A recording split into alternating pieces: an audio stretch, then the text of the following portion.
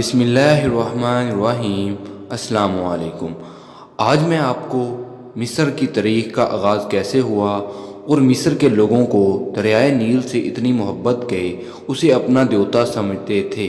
مصر کی سلطنت مختلف ادوار سے گزری ہے جن کو مصنفین نے 3 ادوار میں تقسیم کیا ہے۔ اس کے بارے میں آپ کو مکمل بتاؤں گا، تو شروع کرتے ہیں آج کی ویڈیو۔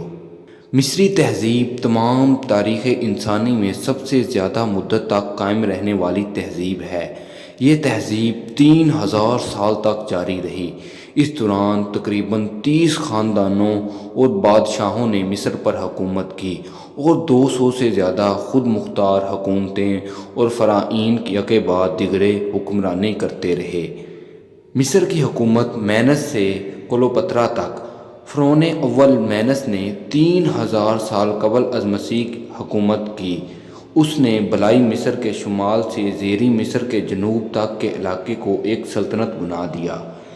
مینس کے بعد تمام فرعین دوہرا تاج یعنی بالائی مصر کے لیے سفید اور زیریں مصر کے لیے سرخ تاج پہنتے تھے، جو دونوں علاقوں کے اتحاد کی علامت تھی۔ پہلی صدی قبل از مسیح میں رومی فاتح سے پہلے کلوپترا مصر کی آخری مطلق العنان اور خود مختار ملکہ تھی۔ مصر کے 3 عظیم ادوار۔ مصنفین نے اس طویل تاریخی ادوار کو درج ذیل 3 حصوں میں تقسیم کیا ہے۔ ابتدائی سلطنت۔ یہ وہ دور تھا جس میں بڑے بڑے اہرام بنائے گئے اور صدر مقام ممفس تھا۔ وسطی سلطنت۔ یہ جنگوں اور فتوحات کا دور تھا۔ نوبیا پر قبضہ کیا گیا۔ تھیمبس سلطنت کا دارالحکومت بنایا گیا۔ تیسرا اور آخری دور، ترقی یافتہ سلطنت۔ یہ مصری تہذیب کا انتہائی شاندار دور تھا۔ مصر کا علاقہ کبھی اتنا وسیع نہیں تھا اور نہ ہی پہلے کبھی تجارت اتنی ترقی یافتہ تھی۔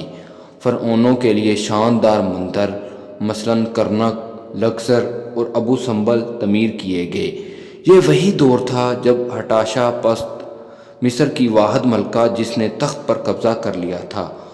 توتن خامن اور رمسیس دوم حکمران تھے۔ اس کے بعد مصر کے زوال کا آغاز ہو گیا۔ ان مختلف ادوار میں کمزور پڑتی ہوئی حکومتیں اور دشمنوں کے حملوں نے ملک کو مکمل بدامنی کی طرف دھکیل دیا۔ مصر کے لوگوں کی دریائے نیل سے محبت۔ دریائے نیل کے کنارے طویل نخلستانوں جیسے ہیں جو بڑھ کر صحرائے مصر تک پھیلے ہوئے ہیں۔ انسان ان سرسبز و شاداب علاقوں کو عبور کر کے ان خشک علاقوں میں پہنچ سکتا ہے جہاں کچھ بھی نہیں اگتا۔ مصری تہذیب اسی دریائے نیل کے کناروں کے ساتھ ساتھ پھلی پھولی۔ رفتہ رفتہ یہ جگہ عوام، شہروں، اہراموں، مندروں اور ہر قسم کی معاشی ترقی کا مرکز بن گئی۔